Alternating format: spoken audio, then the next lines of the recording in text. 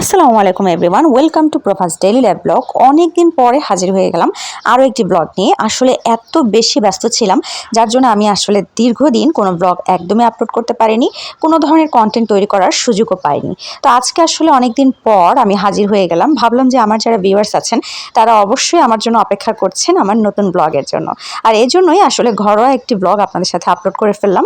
তার আগে বলুন আপনারা সবাই কেমন আছেন। সেদিন আসলে বাসায় আমরা মজার একটা খাবার এনে খেয়েছিলাম। এটা আমার মাঝে মাঝে খেতে ভালোই লাগে।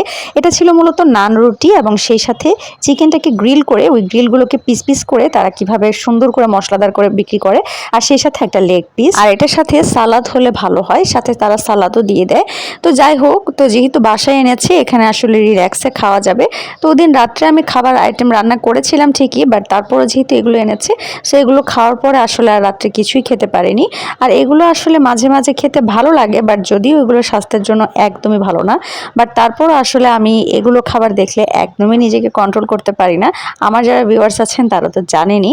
তো যাই হোক, ফাইনালি হচ্ছে এগুলো খেয়ে দিয়ে এরপরে রাতে আর অন্য কিছু খাইনি। আপনাদের কার কার এ ধরনের খাবারগুলো ভালো লাগে এবং আপনারা কারা কারা প্রায়ই এমন বাসায় এনে এ ধরনের খাবারগুলো খেতে পছন্দ করেন বা বাইরে গিয়ে খেতে পছন্দ করেন অবশ্যই জানাবেন। আর কারা কারা আমার নতুন নতুন আরও অনেক ধরনের ব্লগের জন্য অপেক্ষা করছেন সেটাও কিন্তু কমেন্টসে জানাবেন। সবাই অনেক বেশি ভালো থাকবেন আর আমার জন্য অনেক অনেক দোয়া রাখবেন যাতে আমি রেগুলারলি আপনাদের সাথে নতুন কিছু ব্লগ আপলোড করতে পারি। অনেক ধন্যবাদ সবাইকে। আল্লাহ হাফেজ। আসসালামু আলাইকুম।